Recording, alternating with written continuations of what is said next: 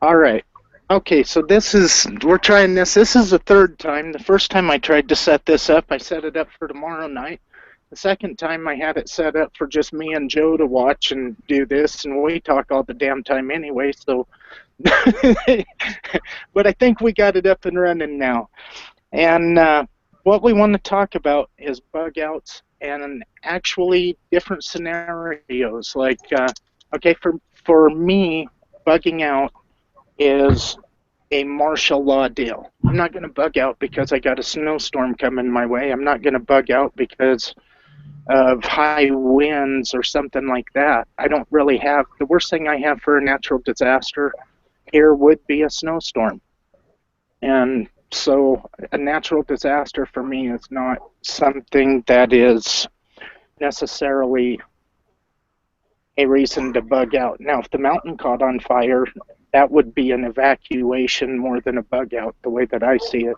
Same thing, hell, I guess if you want to look at it that way. Yeah. But for me to bug out, I have to have a couple of things happen. Now, this Ferguson, Missouri thing had me thinking big time and getting shit ready. When I seen the National Guard come into the streets, I started paying attention to the phone. I started paying attention to the internet, cell phones, all of that kind of stuff, because I think if they're going to invoke a martial law, they're going to cut that kind of stuff out. That's just my thought.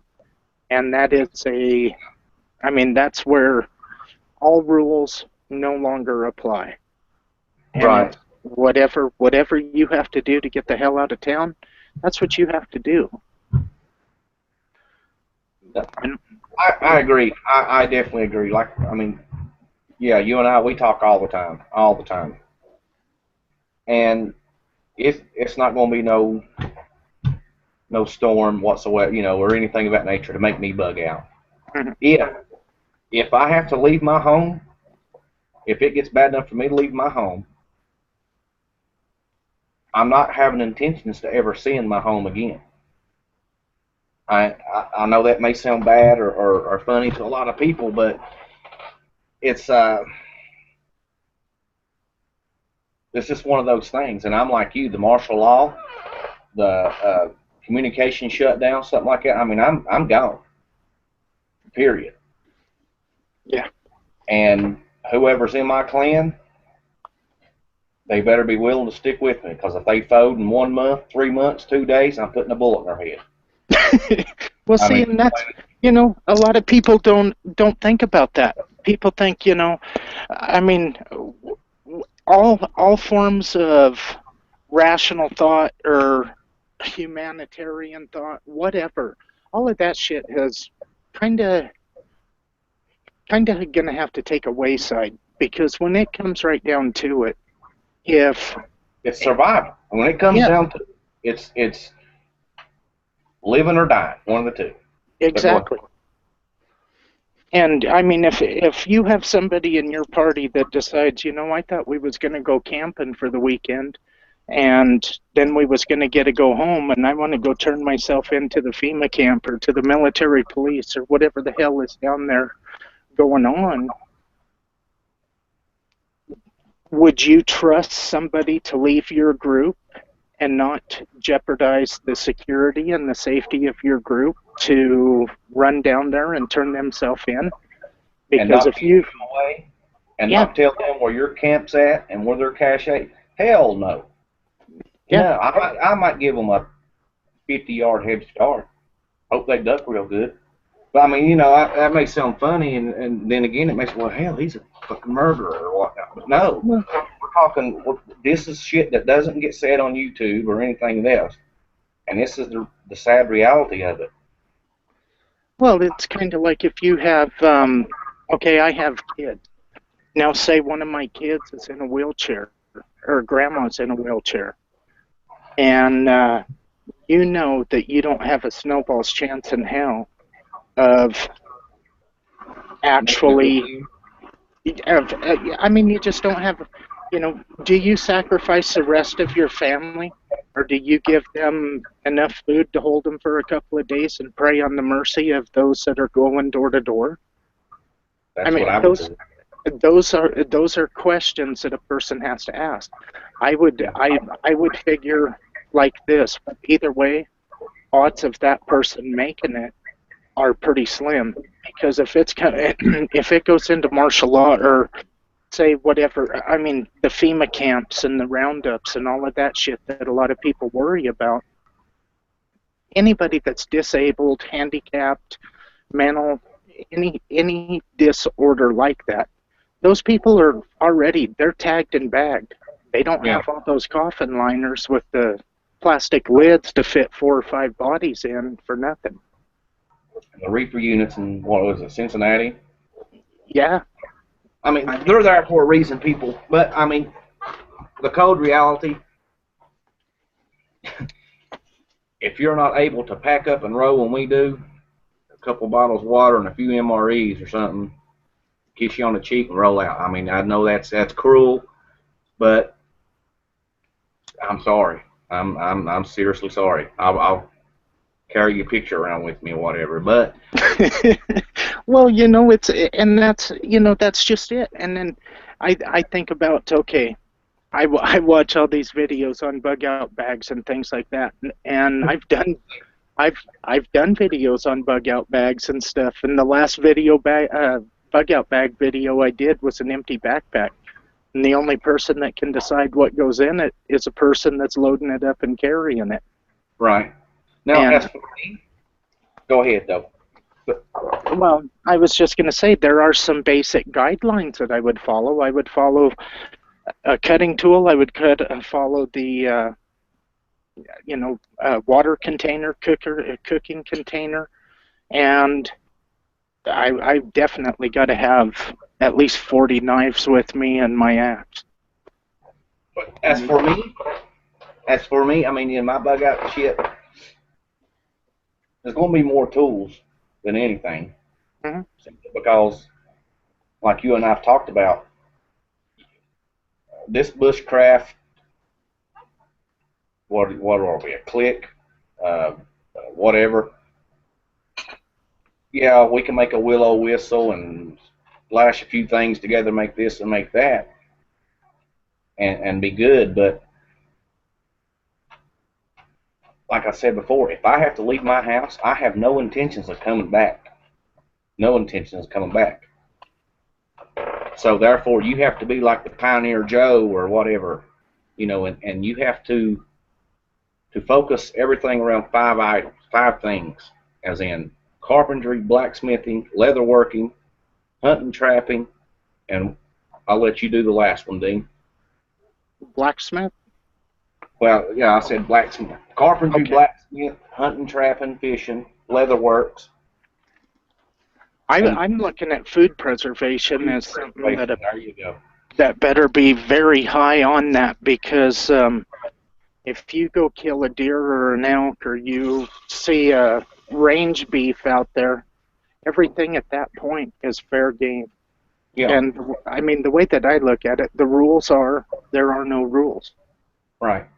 You know, now especially that first couple of months, because that first couple of months are going to be hell on wheels. You know, Yeah. you're not going to trust a soul out there. As things start to mellow out and everybody starts to get their senses back about them, then I think that's when you can maybe do the white flag and the treaty talks and peace talks and things like that if you see another camp.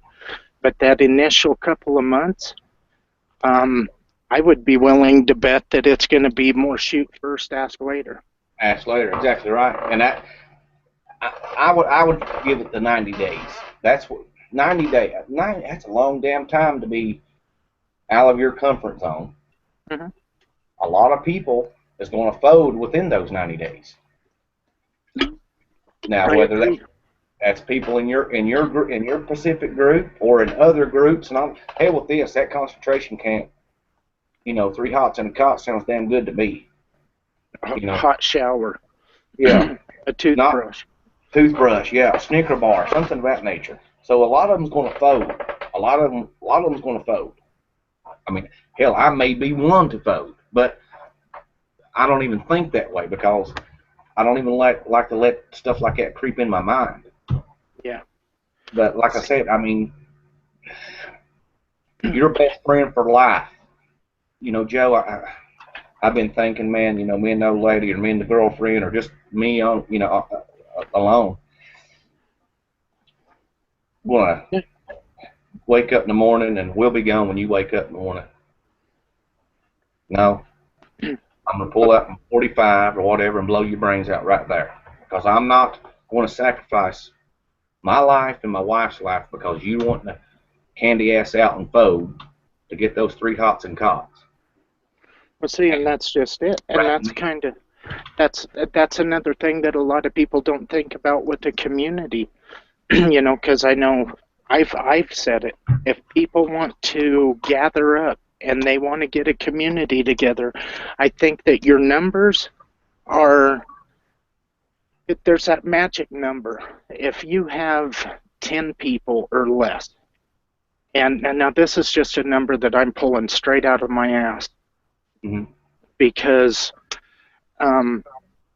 to me that's that magic number. I feel like I could provide, and I think 10 people could help out and provide for the good of that little group. Yeah. I just think so.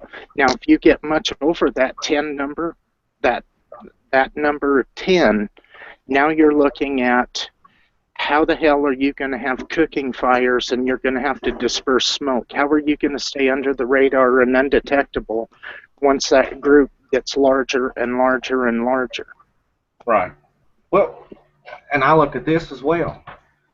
We'll take the magic 10 number. You know, there's going to be kids, there's going to be wives, there's going to be husbands. You get the bad guy out there, you know, who's ST ruggling for food, starving to death. Mm-hmm. This community is thriving pretty good. He comes in there and snatches up a kid and sticks a gun in his head. Give me some food or this kid's going to die. How many in that group is going to let little Johnny die? Or how many is going to give them that food and say, get the hell out of here? Everybody better be damn good with a gun, and that son of a bitch, I mean, if the kid hits the ground with that bastard, well, he's dying on his way to the dirt. Right. Because I think once you cave once, then you've put yourself with a target on your forehead. Exactly. What does a dog, a stray dog, do?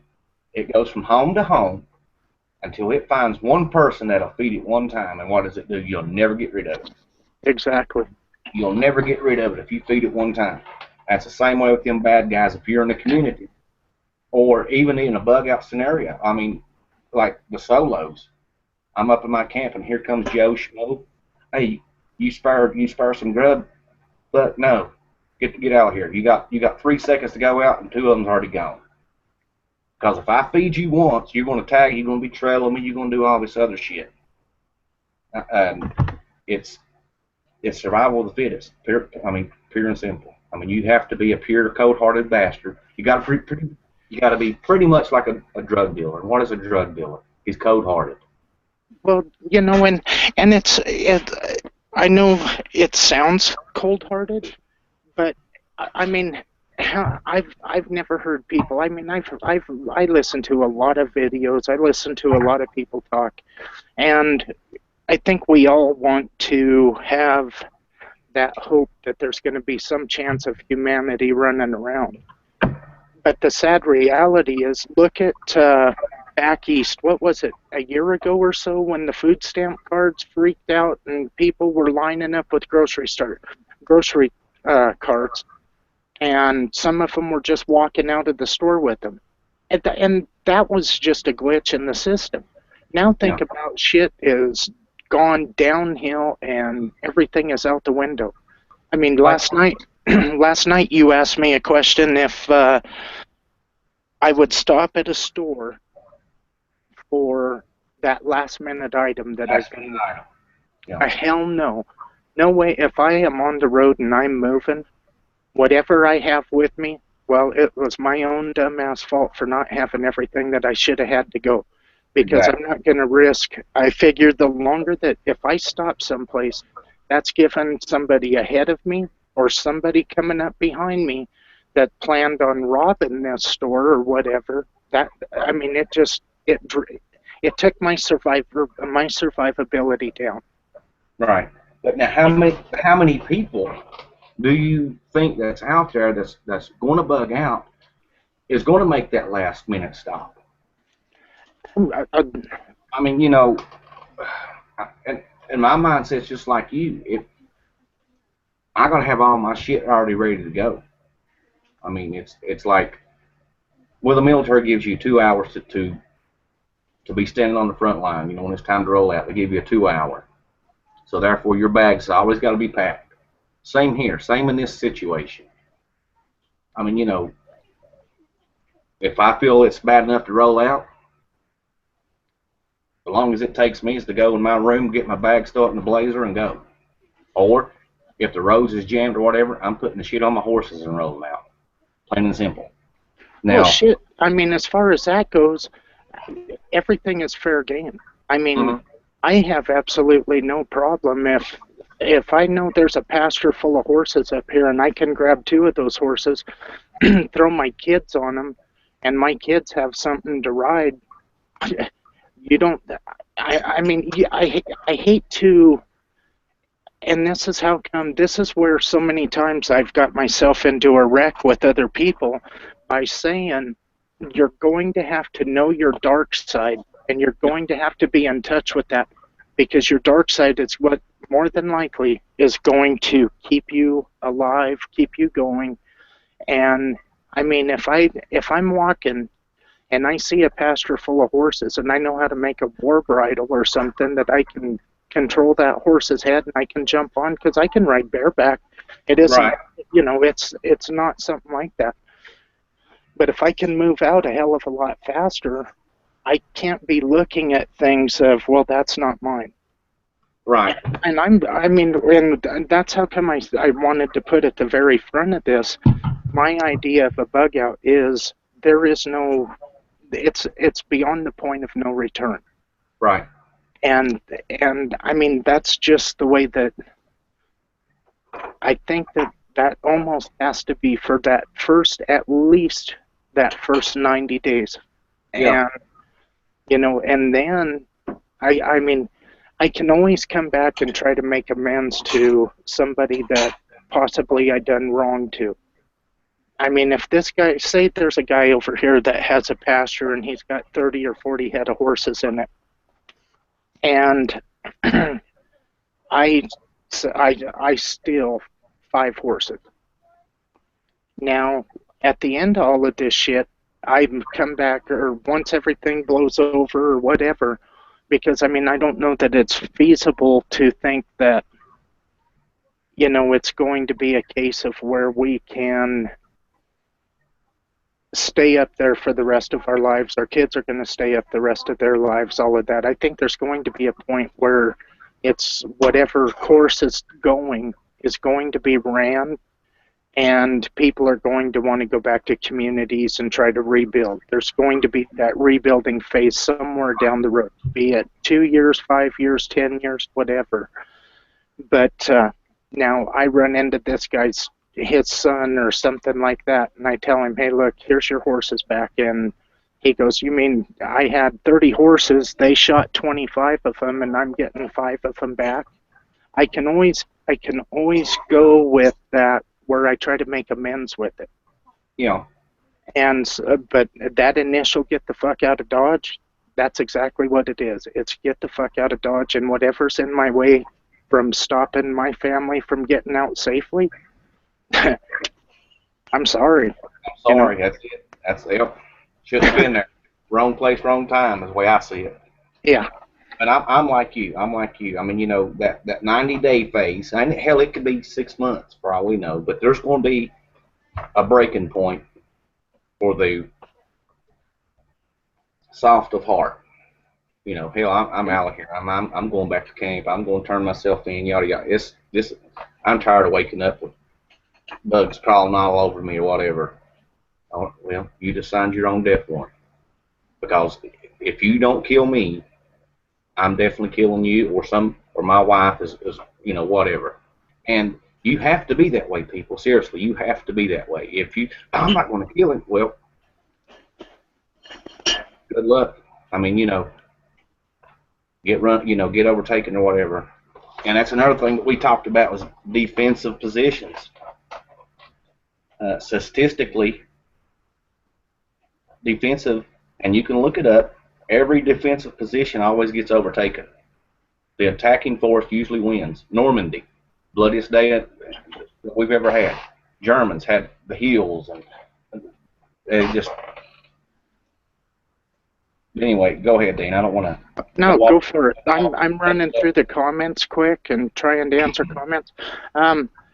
Let's go like this. Bad Brain, he says, my plan is not to bug out. I got people coming here to hold this mother down. I'm in a very backwoodsy area, but when it's time to go, shit will have to be bad. And, that's one thing, guys. You guys that are watching, this is just different scenarios of things that nobody else will talk about. I mean, everybody wants to say that, if I've got 6 rooms of canned food and stuff like that, everything's going to be fine. Well, if you're living in downtown LA and you don't think your neighbors have paid attention to the stuff that you're doing, because you always leave a trace of consumerism if you do that. And that's kind of what this is. It's more along the lines of the things that, I mean, anytime I've ever talked about this, people tell me I'm fucked up, except for Joe. And so that's kind of why we're doing these, is something to at least give shed light on it. I mean,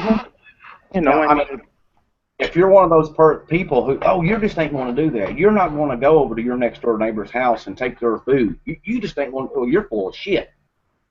You let your stomach talk to your backbone for about a week. You'll be surprised what you'll do. And if you're anything like me, and you can lie and say you don't do it if you want to, something as simple as cigarettes. When I don't have the money to buy cigarettes, or when my wife don't have the money to buy cigarettes, you don't think the thought runs to my head to go rob a bank or go rob a store just to get my cigarettes? And that simple as cigarettes. Mm-hmm. All right, now you take the stress factor of bugging out, leaving your home. You ain't got no food to eat. What the hell do you think's going to go through your mind? You would do anything to get that Snicker bar or that collard green or whatever. I mean, am I lying, Dean? No. I mean, well, look at how many people... I mean, I don't know what the crime statistics are on this, but how many people rob a bank more out of desperation, not to see if they can get away with it, not of something else. 9 out of 10 times it's because they've hit that financial roadblock of where they feel they have nothing left to do. Right. And I mean, it's just a sad thing, and it's not something that neither one of us are condoning run out and, take on a life of crime or no bullshit like that, because that's not what it's about.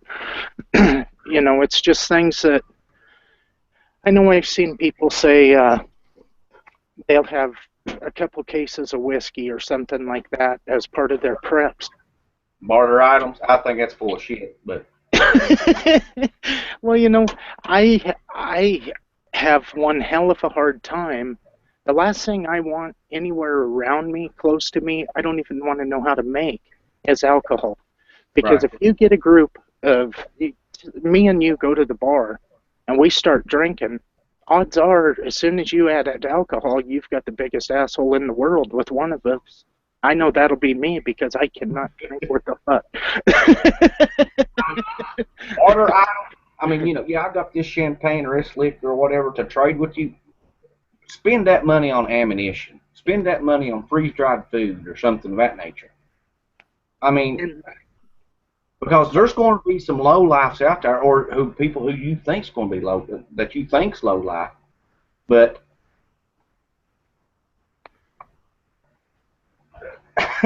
I don't know. It's getting me into the bug-in phase here. I think it's an idiot they want to bug in. Period. You want to. I can understand where the thoughts of bugging actually come in, and they do play a factor in things. Because I mean, if I was, I mean, everybody knows that my back is fucked, and realistically, if we had to bug out right now and I had to throw my pack on, I could push myself to get up there. But we better have a spot that is pretty much set up, ready to go, because for 3 days I'm going to be fucking laying in the dirt, crying like a little girl, and trying to recover from that walk up there and carrying that pack. So am I... In the Army, and it's proven, you could go 7 times further than you and your brain thinks you can go. Like you're huffing, sucking wind, shit, I can't take another step. All right, you can go 7 times further than what you think you can go. It's been proven. But I'm like you, heart attack victim. My wind is not there. It's not there. So therefore, but go ahead. Joe, carry this for 1 second. Tyler and Dusty decided they needed to fist fight right now, so just run with it for a minute, and I'll be right back. All righty. Well, okay, I'm going to go back into the bug-in aspect. I personally, now, I don't care who disagrees with me or whatever, but I personally think the people who want to bug in need to reevaluate their scenario and all that other thing. And why? It all reverts back to Normandy. There's no defensive position that has not been overtaken. I do not know of a house that cannot be burnt down. And if you're the only one in the neighborhood that's eating good and the rest of everybody else is starving, well, guess what, buddy? Your neighbor that you've been friends with for 20 years is suddenly going to be turned against you. Plain and simple. Now, you can look at those two aspects. No defensive position has ever been defended, and there's no house that has not been able to be burnt down. And you can't watch your things 24/7. If your home can only contain so many humans, now you have 40, 50, 60, 70 people out there wanting to get in, sooner or later they're going to get in, and sooner or later you're going to run out of ammo. But there's all kinds of ways to get in somebody's home. And I don't know. I think the people who bug in need to reevaluate their thing. And if you are going to bug in, don't put it out on the internet. Now, I got 30 years of supply in my house or in my school bus that's out here in the desert or under this ground or whatever. You're setting yourself up for failure. Mm-hmm. I thoroughly agree with that. I think that now I got myself into a major wreck with a lot of the gun channels right after Sandy Hook. You might remember that video when I asked them all to come to my house and play Texas Hold'em poker with me. And yeah, that didn't go over so good for my team. But there's a point of where you show a little, show some things, but you don't put all your cards out on the table. Right. Now, okay, well, now, the Doomsday Prepper show. I think it had good intentions. It, like let's say I didn't know shit about prepping and all that. You know what I'm saying? Yeah, throughout everyone out there, everybody that they had, you could possibly take 1 or 2 things from everybody and come up with a good agenda of what to do. But to show your stash and all this shit, no, hell no. I mean, you have just now became the super Walmart of the neighborhood. But like I said, I mean, you can do what you want to do, but I think it's a very bad mistake. Well, and that's where, again, it comes down to people's choice. I mean, it's not like this isn't about what we say is the gospel here. This is Right, Joseph. yeah. I mean, This is my opinion. Peterborough. And as far as that goes, the way that I look at a bug-in situation is I look at history. And you kind of touched, I think, on Normandy a little bit with the Germans were locked in tighter than a bull's ass there. And they got overran. So a defensive position is you might hold them off a few times. Anyway, this is just my thought on it. You hold them off a few times, and there's always going to be that one that comes in that does overrun you. Yeah. I mean, if nothing, I'm shutting up on that. I mean, you already know my facts on that. I mean, here's my thoughts about it. If I'm going to, I'm going to leave bug in alone too, because I understand that there's people that don't have a choice. I figure as long as I can pick one foot up and put it down in front of the other, bugging out is my option. absolutely. And I mean that's my idea. Now a lot of it is where I live, the country where I live. I live in a high desert. So if it's summertime and I go up the mountain, I can get up to 10,000 feet. I don't have the hot temperatures to where I drop down on the desert. I'm looking at 110, 115 degrees down on the desert.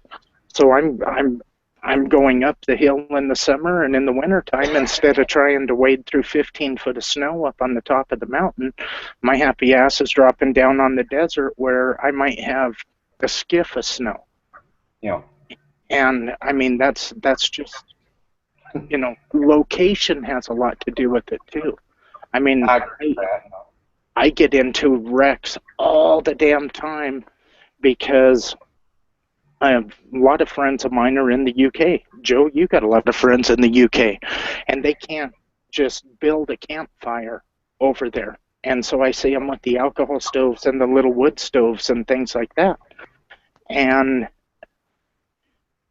it's like, why do you need that? And then it has to come back to me that not everybody can go out in their front yard and build a bonfire with the flames 3 feet over their head and jump around it and all of that kind of stuff. So location does play into it. Now, if I was in a city, I am not exactly sure what the hell my plan would be, in all honesty. I can see where I would definitely want to get the hell out of the city.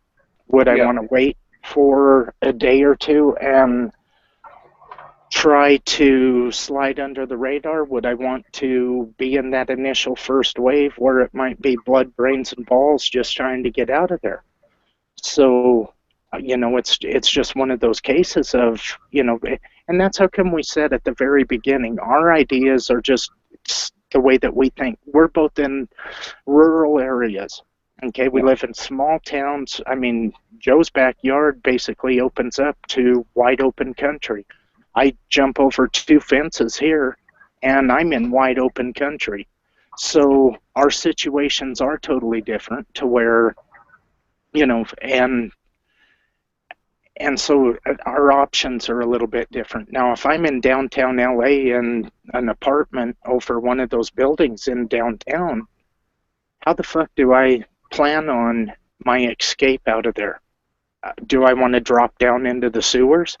I don't think so, because I've found out that there are some people that live underground there that a person might not want to run into in the process of trying to get the hell out of Dodge. Yeah. Do I want to go down the city streets where I'm dealing with gangs, where I'm dealing with... How many people live in LA? 6 million? So I've got me, my family, which is 5 people. I've got 5 people against, what? You do the math on that one.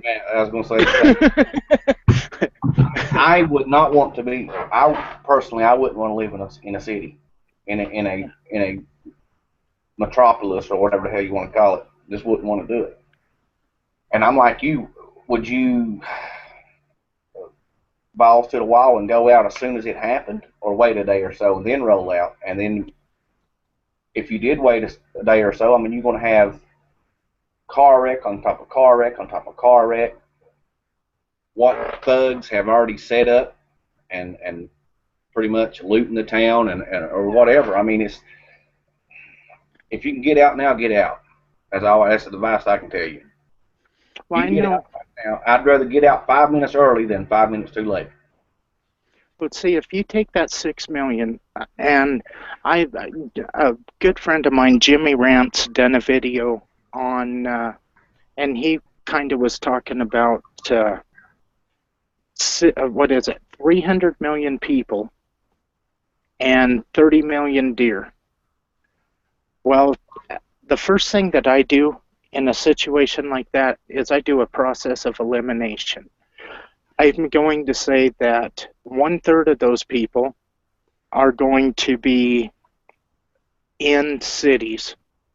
1/3 of those people are going to be in the small towns, rural areas. And then I'm, okay, now, or how would that work out? Anyhow, you're going to have 1/3 that plans on doing a bug out. Now break that 1/3 down. Now you've got, what, 100 million people. Out of that 100 million people, you're going to have people that decide about 5-10 miles into it, maybe this shit isn't going to work. Let's go back home and hope that, we didn't say anything bad enough to have us on that radar to have them come to the house. So if you have part of those people off the top turn around, and then you have, I mean, you can break it down to where it works into your favor, or else you can try to, I don't know, I try to look at the numbers realistically, and the sad thing... We broke it down last night. I mean, and shit, I can't remember how we done it, but now, I mean, go ahead. I don't mean to cut you off. Well, no, I can't remember exactly how we did it, but we ended up with about 33 1/3 million people. Yeah. And, you're going to have accidents along the way. I mean, if you take 10 people in a room and you put them in the exact same situation, they go out for an overnight camping trip, get turned around, get lost. You're going to have a certain percentage that either luck or just their will to live made them go through it. Yeah.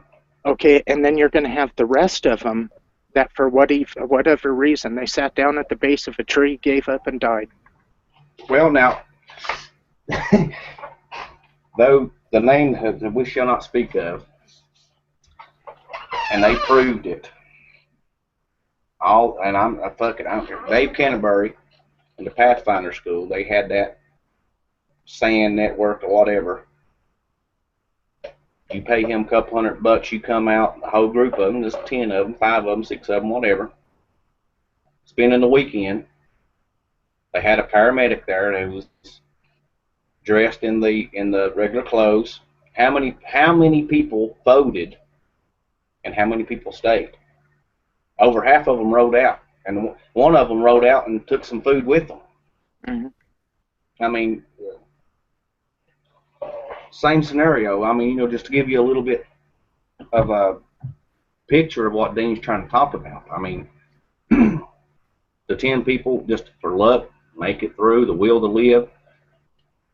Fuck this. This is too. I'm out of here. I'm too cold. I'm too wet. But then you got the vegetarians who don't eat meat, who plan to bug out. What the hell are you going to eat in the wintertime? You know what I'm saying? Yeah. And here's another thing that a lot of people don't think of is mushrooms. You'll walk over 10 edible mushrooms to get to that one blackberry. Yeah. So it would behoove you right now to get you a damn good mushroom book and start studying it now. Because there's more edible mushrooms out there than you can shake a stick at. And yeah, there's more poisonous mushrooms that you can shake a stick at. Mm-hmm. That's where it behooves you to get a book right now and invest in that.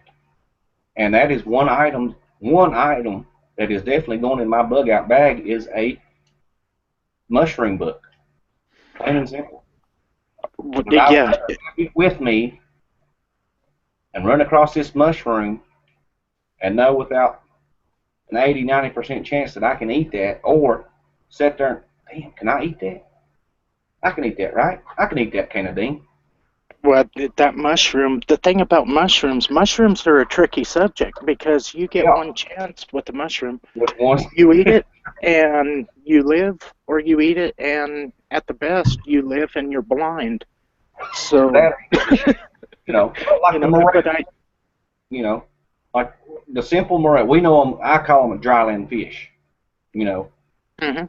you get the morel, and then you got the look-alike, and you get the look-alike, and it gives you the diarrhea and the cramps, and then you just want to die. But that's what I'm saying. Study them things right now. Yeah. Which goes back into the 5 basic subjects that I think everybody should dive into, and that's the mushroom would be in food preservation, and the leather works and all that. All right, I kill my deer, elk, buffalo, turkey, rabbit. All right, you want to eat the food, eat the meat, but you got your bones to work with. You got the leathers, the hide to make the leather, to make your clothes, to make your covers, to make your teepee or lean-to or whatever shelter you think you're going to make. And that's where the carpentry comes into play. It just bases around those 5. In my head, those 5 things is what bug outers, bushcrafters actually need to really focus on. Well, how many people in a bug out bag situation?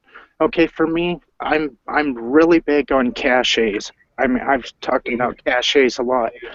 I want to have them PVC cache tubes, and I don't really care so much about axe handles and shit like that. But if I can take a 12-inch piece of PVC pipe and cut that bad boy at 18 inches, and I make leather cases for all my axe heads, and I put those axe heads in a vacuum pack bag, like a food saver bag, and I rub that head down good with axle grease. That way no moisture can make that thing rust. And I go out there and I cache those with the pack that I carry to bug out with. I have an axe on the side of it. I can carve axe handles or make an axe handle. Yeah, it might not be from the store and it might not be perfect, but how many people can look at a piece of wood and think about, I might need to do this. And we've become so consumerized that if we need something, we don't think about what can I use. Could I make this? I'm just as guilty of that as everybody, because it's run to the store for a matter of convenience. Convenience, I mean, face it, whether you want to or not, you're going to in this video. We're going to be taken back to the 1800s. Pretty much. What did the people in the 1800s have to have? Tools. How did they make exactly tools? And you cache those bastards right now. You know why people don't like to cache, and this is why the people who like to bug in and because they're afraid they're going to lose their stuff. I'll go out here and cache my stuff. I'm afraid that Dean might come and find it. That's why they bug in. That's why they put all their eggs in one basket. You cache those bitches. You don't get no GPS. You lock it in your vault up here. Don't even tell your wife. Don't tell nobody. And you go to that cache at every angle and that you can possibly come in at that cache at every season. Well, see, and that's all part of learning your area and where you plan on bugging out too. Because for me, I mean, I know so many people that they'll go pick a bug out spot in the heat of the summer when the weather's nice, no rain or nothing like that. You need to go into that thing when there's a foot of snow in the ground, and you need to see what animals are around there. Because, I mean, out here we can have a foot of snow on the ground from yesterday up until next June. I mean, we could have a foot on the snow. In fact, in June, if I was to build a cabin up on top of the mesa here, I would have probably 5-6 feet of snow on the ground in June. still. Well, I no, mean, I did a video of that this spring. But when you're caching, look at landmarks. mm-hmm. I mean, a person has got to build a mental map in their head. And what you're doing is you're looking, okay, I've got these two squaw tits over here. I've got tall trees and this outcropping right there. Now, I don't want to go right up to that outcropping, but once I get lined up on those, okay, I come up to a pine tree that's bigger than anything else in the forest, and there's four little pine trees off to the right of it. And I can get right in the middle of those little pine trees, and I can dig through the pine needles and everything, and I can put my cache there. I mean, that's the way that the outlaws hid gold and money when they used to rob banks. It was off of landmarks. And, so many people, I know people that the GPS, anything technology to me is one of those things that's going to be left at the house, simply because if I turn that GPS off and it's bouncing at satellites, I'm not the only one that knows that that thing's bouncing off of satellites in my mind. I might be crazier than a shithouse rat on that one, but I think anytime you send that signal up, there's somebody sitting at a computer screen somewhere going, hey, wait a minute. We've got something out here in Colorado that's bouncing off of satellites. Right. You guys need to go to that sector and check that out. So I just opened the door for whatever. I mean that's just like your smartphones. And this was proven. He had the smartphone and all that shit. He robbed the store. What did he do? He threw that smartphone on a train. They followed that smartphone, thinking that was him. I mean, it's like a low jack or whatever you want to call it. I don't know what do you want to call it? The little tracking things, track your cars and shit. Oh, the tattletale or whatever. I don't know if that's the name of it or what, but you know what I'm talking about. But yeah, you're not the only person who knows that you're standing at that spot. And when I was in the Army, I mean, I had a secret clearance. I can't say it because I'll go to jail. Right. But the satellites, when we turn something on, your little GPS, oh, I got 500 yards to go. When we turn something on, your GPS didn't work no longer. Period. So, yeah, technology is bye-bye. About as far technology as I would go would be a flashlight with a roll-out solar panel, backpacker solar panel. Mm-hmm. To charge my rechargeable AA batteries. And that's just for, and I wouldn't use it every night, you know what I'm saying? I'd use it on those cold, rainy nights, things of that nature. But I know for me, as far as technology goes now, I have no clue, and you've got the exact same radio I have, those portable Baofeng handheld ham radios. Yeah. I think once you key the mic, you've sent out a signal as to your location. Now, the first time they're not going to be able to triangulate on you, right. But that is the one thing that I want to take with me. It's simply because I can do one of those I don't know the name of it, that antenna. You run a piece of copper up the tree, and then you run a branch off, and that's your ground, and then you put it in the antenna receiver on your ham. And you've just extended the range of that little handheld ham. But for monitoring communication, that way I got some idea of what the hell is going on out in the world, and I'm not just sitting up there. Because, I mean, after World War II in Russia, well, it was actually Siberia, there was a family. They escaped out of Russia, and they found a place in the woods, and they found this woman. She was the last woman of her family that was still alive. She'd been out there for, 73 years? Yeah, it was way up there. I'll be right back. I mean, it was quite a while that that her family had lived out there. And I don't want to do that. I mean, if you look at Vietnam, after the Vietnam War, you had, I think it was one true platoon, I don't even know what it's called. I wasn't in the service, but you had one little band of Vietnamese that were still running the Ho Chi Minh Trail because they didn't know the war was over. they were still looking for people to kill. Well, that's like that Japanese cat after World War II. He said he wouldn't surrender until his captain came back and told him the war was over, and he was there. I forget his name, but I mean it was years and years and years Mm-hmm. living, still thinking the war was going on, and it would have been shit if his captain got killed, but his captain came there and told, put the word out, no, the war's over, but he lived bugged out, stealing from the neighbors and all that, I mean, for years. But, let's divert from the caches and go to your bug out spot. And this is my mindset. If I go into Walmart for a gallon of milk, I go straight for that gallon of milk. Mm-hmm. Why? At least 4 people is going to that same gallon of milk that I am. That's how I think. So the bug out spot that you got, who's to say that 15, 20,000 different people ain't got that very same bug out spot? And what do you do if you do get to your bug out spot and somebody's already there? Do you have a bug out spot number 2? Probably not. I mean, 50-50.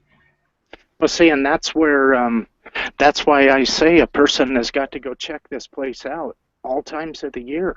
All times of the year. And the best time to do it is when? Holidays. 4th of July. Oh, shit. Up here, yeah. Try to get a camping spot for July somewhere. Those are potential bug outers, people. Out here, it's, what's that first one? Memorial Day, 4th of July, and then Labor Day. Those 3 weekends are when I don't care if there's a wide spot in the road, you've got a 5th wheel camper and a trailer full of 4-wheelers and bicycles, and I mean, people take down up on the mountain here on them 3 weekends. And we got Labor Day coming up here in just a few days.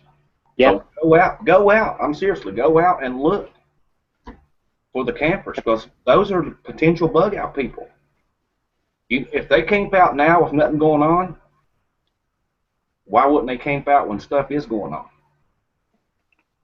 Well, I mean, when you talk to people about their mindset on bugging out, Joe, everybody I know here, I've talked to people and they'll say, man, anything happens here, I'm headed straight to the mountain. And, I'll ask them where out, and I'll say, I'll go up by one of the lakes. Okay, now why would you go to one of the lakes? A source is, I would rather be where I'm going to have to haul water and all of that. I don't want to be sitting right on top of that. I want something that I can come in from hopefully above it. I can run my spotting scope, and I don't care if I've got to spend one day of looking at that area to see what kind of movement is going on before I drop down to go fishing. As you know what I mean? I mean, and that's just something that everybody, and when I say everybody, I'm throwing myself into this, because I think so many of us are caught up in this idea that I'll run up here and I'm going to play Grizzly Adams and all of this shit, and it's not going to be where we got Ben the Bear wanting to come in and he breaks a chair because his big ass sat down in it. And it's just a sad reality of it. Now, all right, now let's elaborate on that a little bit.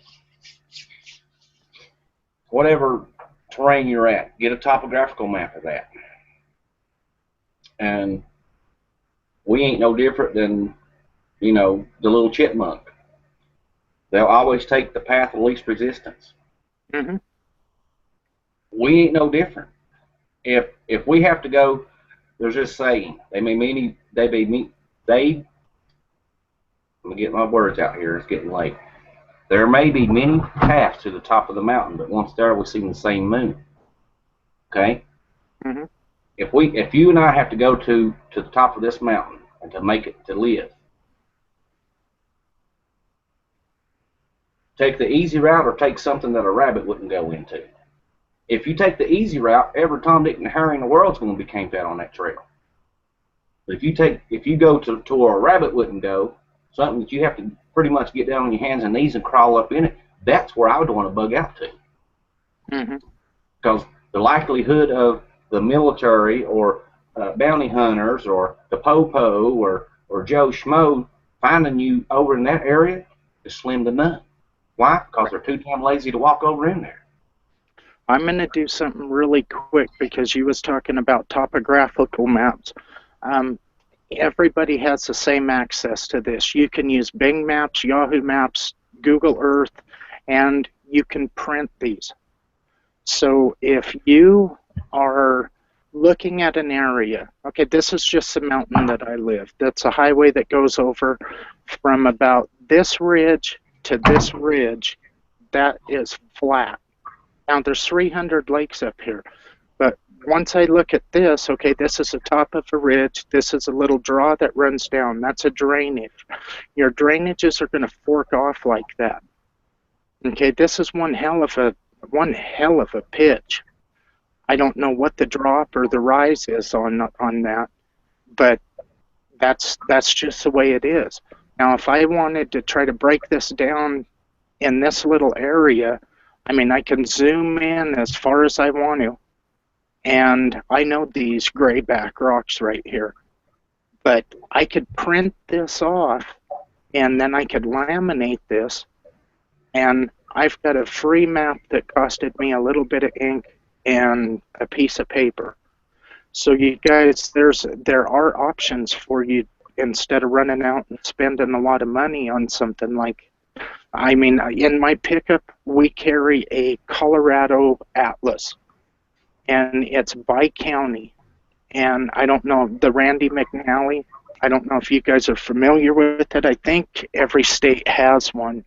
Yeah. But it has every single county road, every logging road. It shows springs, it shows water, it shows streams, it shows everything. Yeah.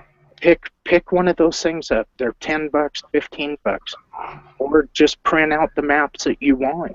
Because I mean, it's, you know, go to the big trucker stops. I mean, get the, you know, and like I said, they show everything, low bridges, everything. I think they're about $40 there though, but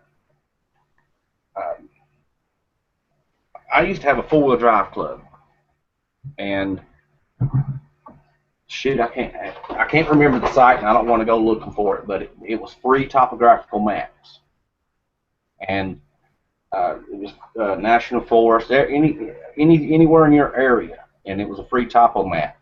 I mean, like I said, you know, a little bit of ink goes a long way. Goes a long way. I agree. Hey guys, I think we're going to shut this one down. That one that I scheduled for tomorrow night, just ignore that.